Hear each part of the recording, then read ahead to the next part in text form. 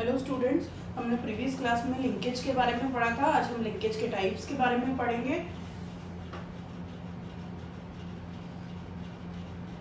एक बार फटाफट से रिकॉल कर लेते हैं, लिंकेज क्या होता है। लिंकेज जीन्स की टेंडेंसी है कि कोई भी टू जीन्स आपस में अगर लिंक्ड है तो वो एक जनरेशन से दूसरी जनरेशन में साथ साथ जाएंगे। गैमेटोजेनेसिस के टाइम पे वो अलग अलग गैमेट्स में इनहेरिट नहीं होंगे। जैसे कि ये होमोलोगस क्रोमोसोम है, इस पर दो जीन प्रेजेंट है, ए एंड बी। अगर ये आपस में लिंक्ड हैं तो ये जब गैमेट फॉर्मेशन होगा तो एक ही गैमेट में ये दोनों जीन एक जनरेशन से दूसरी जनरेशन में जाएंगे।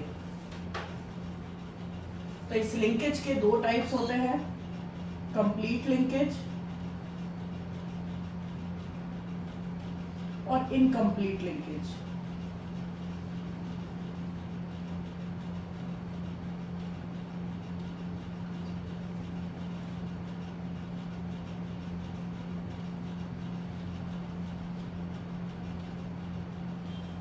कंप्लीट लिंकेज और इनकम्प्लीट लिंकेज का क्या मीनिंग है? Complete linkage in the sense कि जो होमोलोगस क्रोमोसोम है उसके लोकस पे जो जीन्स का डिस्टेंस होगा। कंप्लीट लिंकेज में जो दोनों जीन्स होंगे वो आपस में कम डिस्टेंस पे होंगे और इनकम्प्लीट लिंकेज में उनका डिस्टेंस कंपैरेटिवली ज्यादा होगा। कंप्लीट लिंकेज में दोनों का डिस्टेंस बहुत कम होगा, इनकम्प्लीट लिंकेज पे दोनों के डिस्टेंस ज्यादा होगा। जब डिस्टेंस कम होगा तो लिंकेज कौन सा है? Complete linkage. कंप्लीट लिंकेज यानी कोई भी रिकॉम्बिनेंट नहीं बनेगा। अब रिकॉम्बिनेशन क्या होता है वो मैं आपको लिंकेज खत्म होने के बाद बताती हूँ, पहले एक बार जनरली समझ लो। रिकॉम्बिनेशन क्या है? लिंकेज इन द सेंस दो जीन्स सेम रहेंगे, साथ में रहेंगे और अगली जनरेशन में साथ में जाएंगे। रिकॉम्बिनेशन यानी क्रॉसिंग ओवर। आप लोगों ने सेल डिवीजन में क्रॉसिंग ओवर पढ़ा है कि एक्सचेंज ऑफ जीन्स क्या कहलाता है? Crossing over. तो जब एक्सचेंज ऑफ जीन्स होता है, क्रॉसिंग ओवर होता है, तो उस टाइम पे नई प्रोजेनी डेवलप होती है, उसे कहते हैं रिकॉम्बिनेशन और उस प्रोजेनी को कहते हैं रिकॉम्बिनेंट। तो जब कंप्लीट लिंकेज होगा तो no recombination.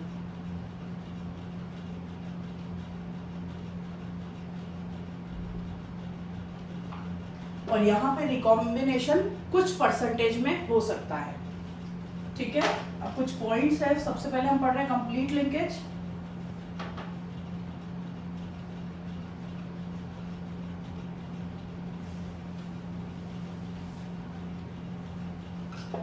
First point, genes are located on same chromosome.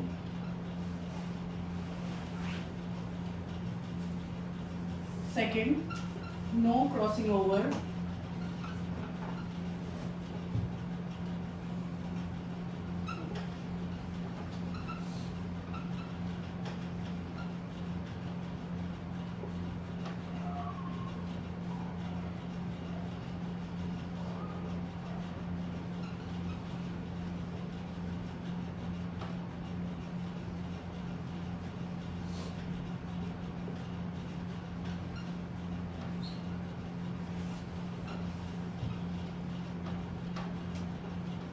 ये कंप्लीट लिंकेज के कुछ पॉइंट्स हैं। Genes are located on the same chromosome. अभी मैंने आपको बताया सेम होमोलोगस क्रोमोसोम्स पे दोनों जीन्स प्रेजेंट होंगे जिनके लिंकेज की हम आपस में जिनके लिंकेज की बात कर रहे हैं। No crossing over takes place. Linkage जब कंप्लीट लिंकेज होता है तो उसमें क्रॉसिंग ओवर के चांसेस बिल्कुल शून्य होते हैं। Only parental traits are inherited. जब क्रॉसिंग ओवर नहीं होगा, रिकॉम्बिनेंट्स नहीं बनेंगे, तो एज इट इज जो ट्रेट पेरेंट्स में था वो का वो सेम टाइप का ट्रेट किधर इनहेरिट हो जाएगा? प्रोजेनी में, यानी कोई भी नया कैरेक्टर डेवलप नहीं होगा।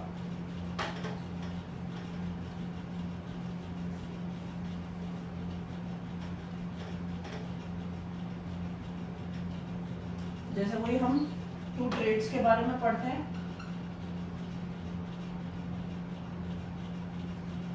विंग टाइप, वही ड्रोसोफिला के हैं ये।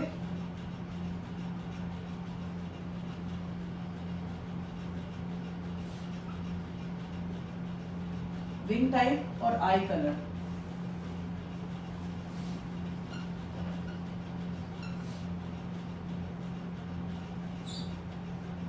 विंग टाइप में दो टाइप के विंग होते हैं, वेस्टिजियल,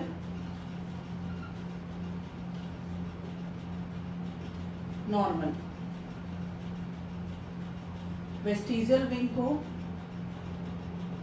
स्मॉल वी जी से डिनोट करते हैं और नॉर्मल को कैपिटल वी जी से डिनोट करते हैं। Eye colour red and purple लिया है यहाँ हमने। Red colour capital R, purple small R. ये हमने 2 ट्रेड्स लिए हैं। अब हम इनमें क्रॉस देखेंगे।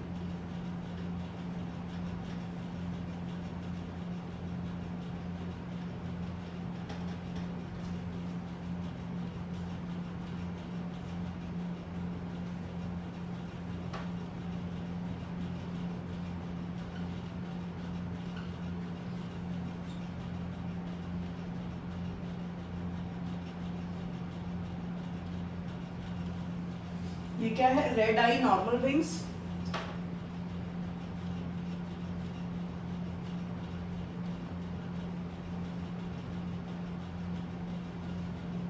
और वो है पर्पल आई वेस्टिजियल विंग्स।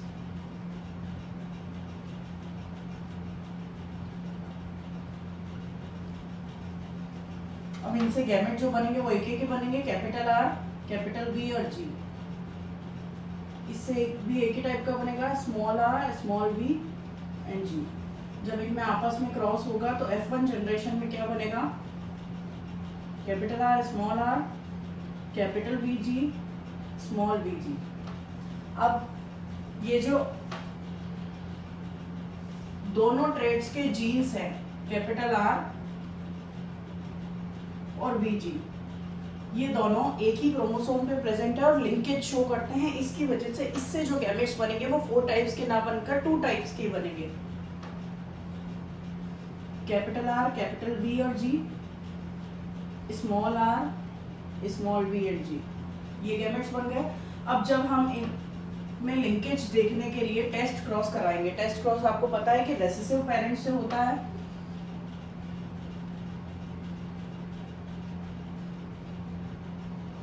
इससे एक ही टाइप का गैमेट बनेगा।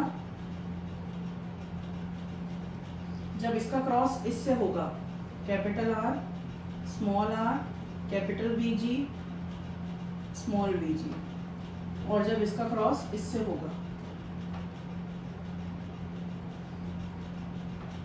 Small are, small V G, small V G. तो ये आप देख रहे हैं, ये कैसा है? ये भी पेरेंटल टाइप है और ये भी पेरेंटल टाइप है। तो कोई भी नई टाइप की प्रोजेनी नहीं बनी, क्योंकि ये कैसा है? रेड आई और नॉर्मल विंग्स।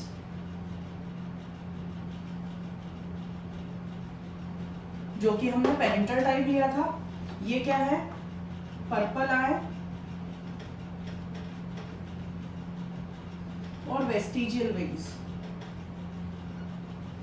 ये भी हमने दूसरा पेरेंट का टाइप लिया था। तो क्या यहाँ पे रिकॉम्बिनेशन शो हो रहा है? रेशियो क्या आएगा? 1:1। तो लिंकेज के टाइम पे जो डायहाइब्रिड क्रॉस है उसका रेशियो क्या आ रहा है? 1:1, और कोई भी नया रिकॉम्बिनेंट नहीं बन रहा। अभी अपन ने पॉइंट्स में पढ़ा था, नो रिकॉम्बिनेशन आर देयर या no crossing over are there. तो रिकॉम्बिनेशन और क्रॉसिंग ओवर बिल्कुल नहीं हो रहा है। इस वजह से जो रेशियो आएगा उसमें पूरा पेरेंटल ट्रेट ही इनहेरिटेड हो रहा है। कोई भी नया जो है वो प्रोजेनी नहीं फॉर्म कर रही है। ये भी रेड आई नॉर्मल विंग्स है और ये भी पर्पल आई वेस्टिजियल विंग्स है। टेस्ट क्रॉस हमने यहाँ पे किया था।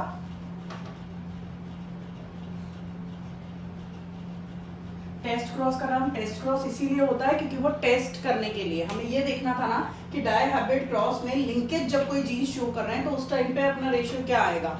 तो वही देखने के लिए हमने टेस्ट क्रॉस किया। तो टेस्ट क्रॉस हमेशा जनरली तभी होता है जब हमें टेस्ट करना है कि किसका रेशियो किस केस में कैसा आएगा। तो इसमें हमने क्या किया था? हमने दो पेरेंट्स लिए, मेल और फीमेल। एक जो था वो रेड आई नॉर्मल विंग्स था, एक पर्पल आई वेस्टिजियल विंग्स था। जब इनमें हमने क्रॉस कराया तो F1 प्रोजेनी जो आई उसके अंदर क्या आया? रेड आई और नॉर्मल विंग्स। ठीक है, जो डोमिनेंट पेरेंट था।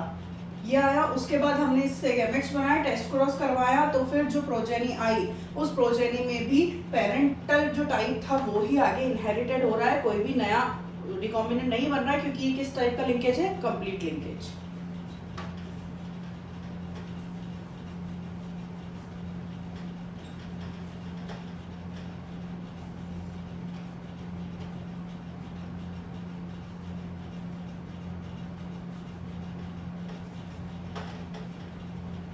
अब हम अगर इनकम्प्लीट लिंकेज की बात करें,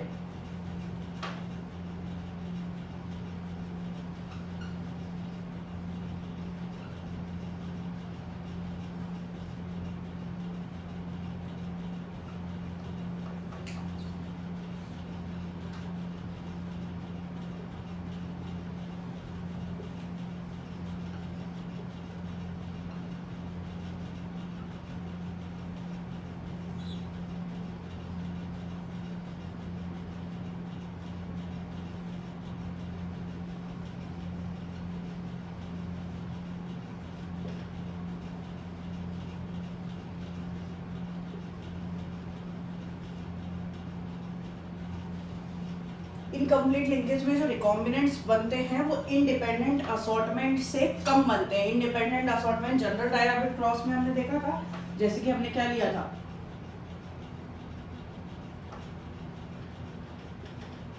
ये दो हमने पेरेंट्स लिए हैं, F1 प्रोजेनी क्या आएगी, जब इसका टेस्ट क्रॉस करेंगे और इससे 4 टाइप्स के गैमेट्स बनेंगे, क्योंकि ये इंडिपेंडेंट असॉर्टमेंट है। Capital B capital L, capital B small L, small B capital L, small B small L. तो इसमें ये जो गैमेट्स बन रहे हैं इनमें रिकॉम्बिनेशन हुआ है, तभी ये जो दोनों है वो पेरेंटल टाइप है और ये जो दोनों है वो रिकॉम्बिनेंट्स हैं। तो ये तो हुआ जनरल, क्या हुआ, जिसके अंदर 50% जो प्रोजेनी आएंगी वो क्या होंगे, 50% रिकॉम्बिनेंट्स। ये तो हमने जनरल मेंडल के लॉ के अकॉर्डिंग पढ़ा है। जब इनकम्प्लीट लिंकेज होता है तो इससे भी रेशियो रिकॉम्बिनेंट्स का बहुत कम आता है, जैसे कि ये रेशियो आएगा इनकम्प्लीट लिंकेज का, जिसमें 7 और 7 तो पेरेंटल टाइप है, और जो सिर्फ 1 है यानी इतना छोटा सा परसेंट जो है वो क्या बनेगा, रिकॉम्बिनेंट्स।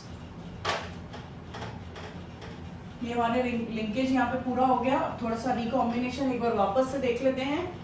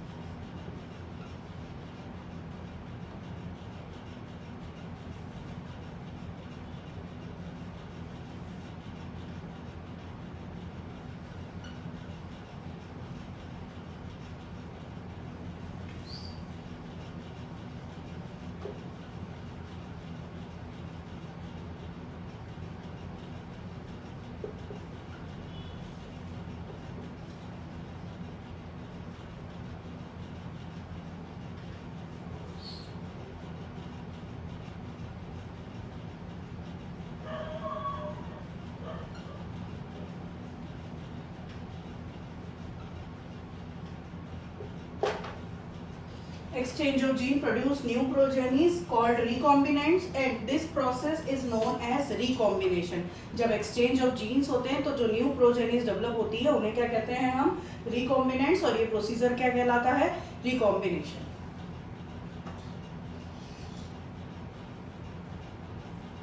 जैसे ये 2 होमोलोगस क्रोमोसोम हैं,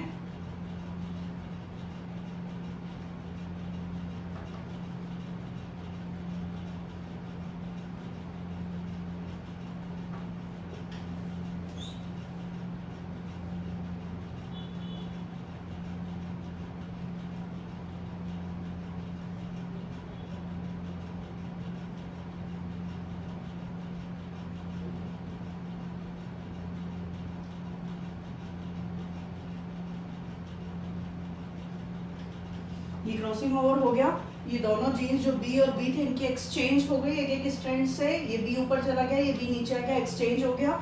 और जो नए क्रॉसिंग ओवर बने या नए स्ट्रैंड्स बने क्रोमोसोम्स के, वो कैसे बने?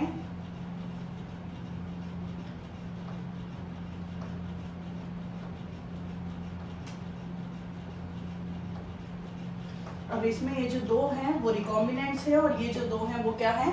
Parental type. दिख रहा है रिकॉम्बिनेशन क्या होता है, किस तरह से हो रहा है? क्या हुआ कि दो होमोलोगस क्रोमोसोम है जिसमें exchange of gene crossing over हुआ सेल डिवीजन के टाइम पे, जीन्स एक्सचेंज हो गए और नई जो प्रोजेनिस बनी उसमें दो तो पेरेंटल टाइप थी और दो क्या है? रिकॉम्बिनेंट्स। ये होता है रिकॉम्बिनेशन।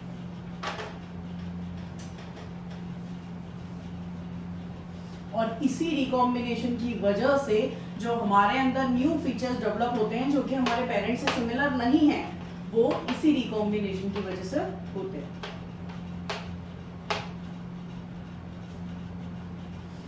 नेक्स्ट हम पढ़ रहे हैं सेक्स डिटर्मिनेशन।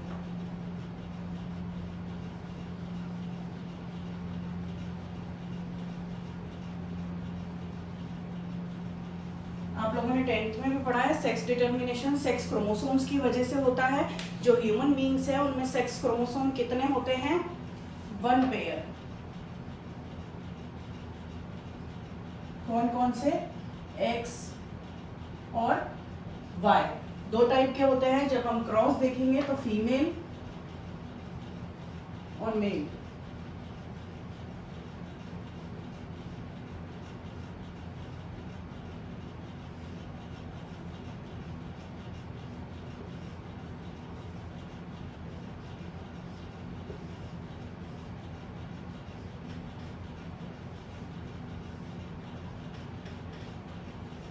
इस तरह से प्रोजेनिस प्रोड्यूस्ड होती है। ये किसकी बात कर रहे हैं हम? ह्यूमन बीइंग्स की।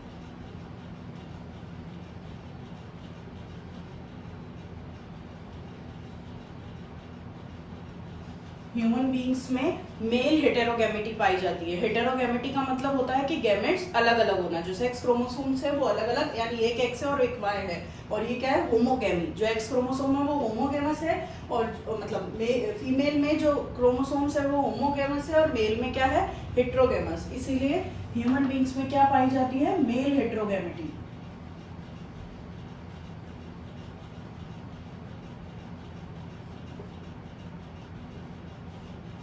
ठीक है। नेक्स्ट हम पढ़ रहे हैं ड्रोसोफिला के बारे में।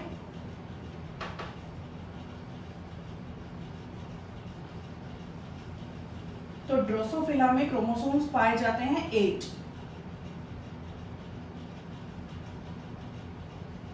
और जिसमें जो सेक्स क्रोमोसोम होते हैं वो वही 1 पेयर।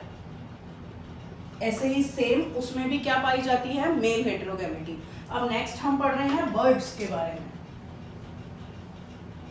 यानी sex determination in birds. Birds में जो सेक्स डिटर्मिनेशन होता है वो थोड़ा सा चेंज होता है। बर्ड्स में भी हम किसकी बात कर रहे हैं? चिकन की। उसमें जो क्रोमोसोम्स होते हैं वो होते हैं 78।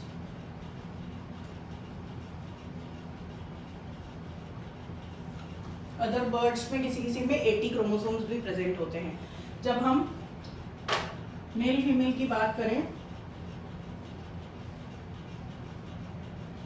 इसमें जो है वो फीमेल हेटेरोगैमेटी पाई जाती है, तो ZW और ZZ।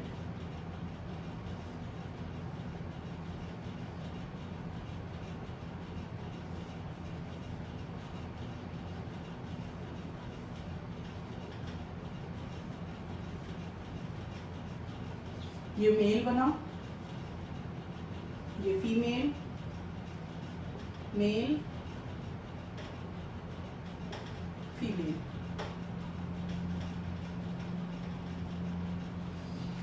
बर्ड्स में क्या है?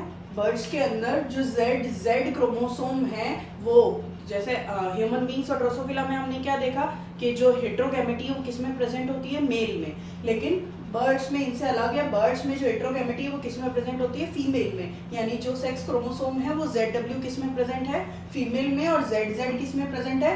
मेल में। क्रोमोसोम्स कितने होते हैं? 78। सेक्स क्रोमोसोम कितना होता है? वही सेम 1 पेयर। जिसमें कि ZW फीमेल में और ZZ किसमें प्रेजेंट है, मेल में।